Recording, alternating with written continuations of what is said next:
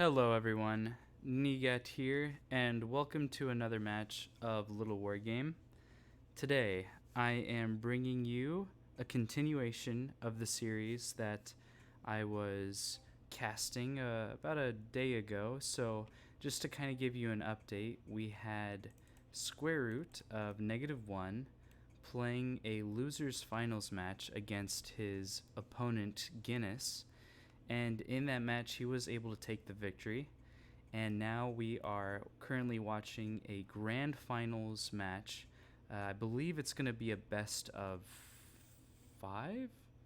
So first to 3 victories. No, actually, correction. It's a best of 3 still. So first player to get to 2 victories over the other will be able to win the $500 Praise Hearthstone Littlewargame Tournament that happened on July 8th. So here we are just doing a little bit of casting. Want to go ahead and talk about WeirdRat really quickly. So it being grand finals, and especially as this tournament was double round robin, it had a winner's bracket as well as a loser's bracket. So we see that WeirdRat, in the entirety of all of his matches up to grand finals, has gone completely lossless, or he's won every game that he's encountered. So if it were to occur that Sqrtofneg1 would beat WeirdRat in this grand final series by getting 2 victories, then the bracket would reset and WeirdRat would get one additional shot at winning the tournament. As we proceed, let us go ahead and just quickly mention WeirdRat decided to go for a proxy raider into I think he's going to try to expand, but he cut workers in order to make this proxy raider work. So he's getting 2 raiders.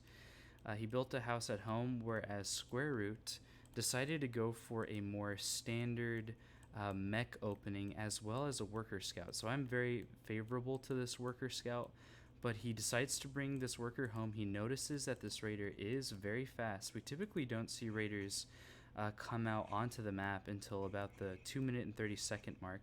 So WeirdRat looking for some pressure here, trying to get that surround on the raider. Sqrtofneg1 moving his Gatling gun forward, trying to just get one more shot on this guy, and it looks like it's just not possible. Gatling guns having 2.9 speed, whereas raiders have that 3.2 speed, as we can see. WeirdRat continuing to bring on the pressure. So if we remember, WeirdRat did build 2 raiders from his proxied racks, and I think he was going to make a decision depending on how this played out, if he was going to continue into raider production if he got a lot of damage, or decide to follow it up with another base. So we do see that Sqrtofneg1 unfortunately lost a worker to that early raider harassment, as we can see it over here, having that 1 kill, but also regenerating its health. But at the same time, Sqrtofneg1 actually has the worker advantage, having 11 workers over WeirdRat's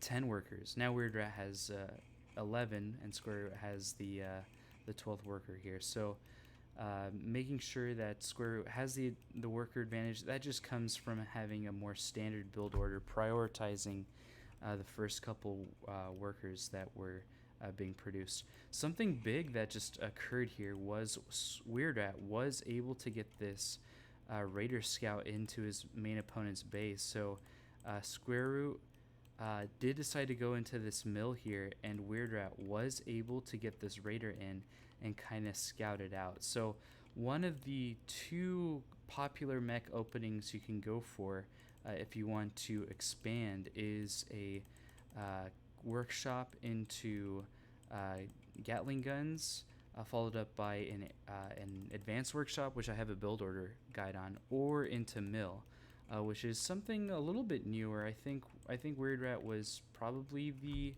kind of connoisseur, the inventor of this build order, if I remember correctly, at least someone who played it a lot and is very familiar with it. Essentially, you use these gyrocraft to get some map pressure, basically trying to harass worker lines, and WeirdRat responding to that with getting a advanced workshop of his own for those ballista to deal with to deal with those gyrocraft. So very good scouting units. They're also very good combat units. So a build order that Rhinus had been playing for a while was his 2-base mech all-in, where he would kind of all-in on typically 2 workshops, I believe, potentially even 1 workshop if I remember correctly. But he also at some point introduced the mill into that build order. So Sqrtofneg1 has a lot of options he could go for. He could try to do something that might resemble a 2-base all-in push, especially as we are playing on Ravaged. It's a very small map, but the fact that Sqrtofneg1 was able to scout that WeirdRat does not have a 3rd base building yet, which is, you would typically see something around the 5-minute mark, tells Sqrtofneg1 that 2-base push is probably not safe for him to go for, especially if he's thinking that he's going to be doing some game-ending damage. The reason for that is that WeirdRat is building units at home. He is, macroing up. Ooh, looks like WeirdRat got in a little bit of a supply block here. Should be able to build that house up, but Sqrtofneg1 basically getting all the information he needs. WeirdRat gets out of that supply block immediately and into another one, and it'll be very, very interesting to see how this goes. Yep, so gyrocraft mills, very defensive setup from Sqrtofneg1, which is an interesting development, right? Because in Sqrtofneg1's games versus GUINNESS, on the same map actually, on Ravaged, he opened up with raiders, going for that Rax opening, and I'm just kind of thinking about the strategy that's going into the tournament at this point. WeirdRat was the player who chose to play on Ravaged, so how this tournament works is that one player gets to choose a map for the both of them to play on, then the second player chooses the next map that they play on, and then they go through like a ban phase, and then the remaining map that's not chosen out of the 5 maps, which I would have to remember them off the top of my head. I think it was Ravage, Xenos, Silent Fjord, Steam Junction, and it was one more, Sylvan Charm. Basically, the last remaining map that would be available after that would be the determining map in the best of 3.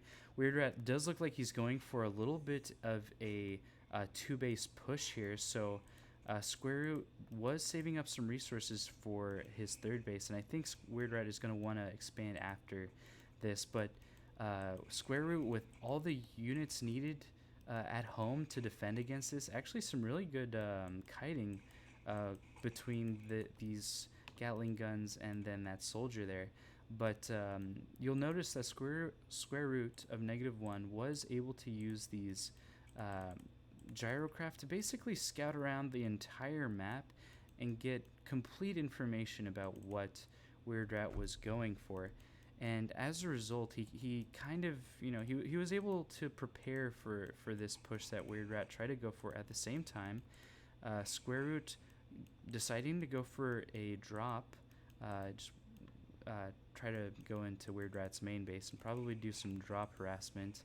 At the same time, it's actually kind of a dangerous timing for him to be going for this drop, as WeirdRat has a lot of forces here that are coming into Sqrtofneg1's main base. Sqrtofneg1 does decide to bring the catapults back, so realizing that this is actually a big threat from WeirdRat and needs to be respected, so he brings the catapults back. He actually picks up the really low health catapult, brings it behind these houses, and now WeirdRat needs to back off. I'm actually very curious to see what was lost in that fight. So far Sqrtofneg1 has only lost a worker, which was that very first worker that happened in like the first 2 minutes of the game, and 1 Gatling gun, basically taking advantage of the auto repair function that the workers can do. Basically, you can set workers to auto repair, and once anything in their vicinity becomes damaged, they automatically go to repair that unit or that building. So really good defense from Sqrtofneg1. And now we kind of enter into the mid game, which is right where MECH wants to be. And let me go back to the discussion I was having about WeirdRat's pick of this map. I was having a discussion with ItanoCircus as well as Slammer4, and from the games that we were able to observe between Sqrtofneg1 and GUINNESS, especially in that finals, losers finals game that happened, we noticed that Sqrtofneg has some incredible Raider micro.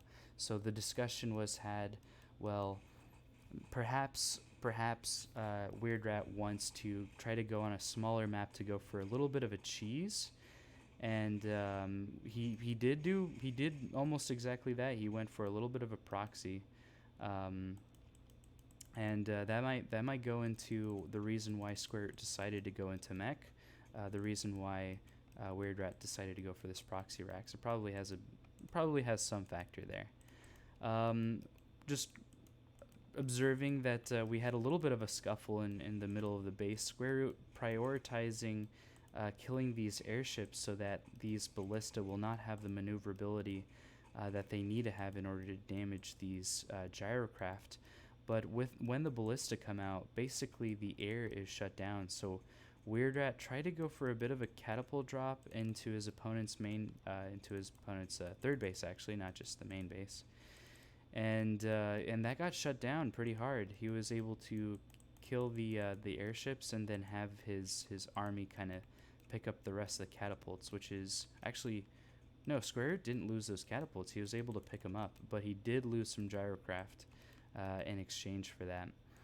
Sqrtofneg using his gyrocraft to basically scout out for potential expands from WeirdRat, so basically getting all the information he needs there. And then I recognized that WeirdRat is going for a lot of production on 3 base. So typically the standard you want to go for is or what you can support with your economy is usually 2 production buildings per castle. So you can produce you can support 2 workshops, 2 racks. It looks like he's got a total of 6 production buildings, which, since he's on 3 castles, that is going to be just plenty of economy to support producing out of all those things. Sqrtofneg going for another drop here. WeirdRat responding to it almost immediately. This tower doing a really good job of defending. Sqrtofneg is microing this so that he can get a little bit of damage in, which will be good. WeirdRat having to send his workers back. And then, the next iteration of this is that Sqrtofneg is going to be able to, still harass this. WeirdRat sends back the ballista. Sqrtofneg decides to leave the catapults. He decides to just move them home, I think, or just move them back. Oh, I see now why the control was lacking there. WeirdRat moving forward with this push here. Sqrtofneg is currently surrounded. Soldiers right next to the catapults, which is what you do not want to see. Definitely want to see these catapults further in the back lines, very similar to what these catapults are doing back here. And now WeirdRat is having to move back. The position is just too strongly defended. Sqrtofneg having pulled the workers to do some auto repair, as we can see them repairing on that auto repair function. So Sqrtofneg going for a very defensive setup, a very very defensive setup, kind of like the classic mech style, where you just want to get your 3 bases going.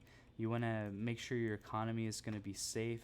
Nothing can get in there to threaten it. And then once you have that, you can try to expand out. Something in particular that I really like is this tower that Sqrtofneg decided to go for. So keeps this whole approach safe, especially when you have things like catapults that you can position in defensive setups. And now we even see that Sqrtofneg is trying to expand to a 4th base and getting towers to try to defend against this. WeirdRat decides he does not like this, and so he's going to go for another push. basically saying, you know, he's not expanding behind this either. WeirdRat is staying on 3 bases, just pushing forward. He's got mostly a mech army now, and Sqrtofneg1 using advantage of his defensive setup with his defensive advantage to kind of get good surrounds here. And let's go ahead and take a look at WeirdRat's vision. So he can see these units given the fact that he has the airship there, and Sqrtofneg1 is having a harder time getting vision of WeirdRat's catapults. This is a huge kind of interplay that occurs between these two armies. Is the catapult can fire further than it can see. Sqrtofneg1 using this worker actually to kind of get the vision he needed on these catapults so that he could land some shots. But yes, that is a huge interplay between two mech armies, is that you really need the airship or you need some sort of way to get vision of your opponent so that those catapults can fire and land their shots. Sqrtofneg1 is able to successfully defend his position, defending his 4th base location, and WeirdRat looks like he's going to expand. He has control over this base location, so I think he might decide to expand to this area. It'll be very, very interesting to see. Typically with mech, what you want to have happen, no, looks like these workers are just coming for the repair. So WeirdRat just going for 3 base pressure, as much 3 base pressure as you possibly can do here, while dropping at the same time.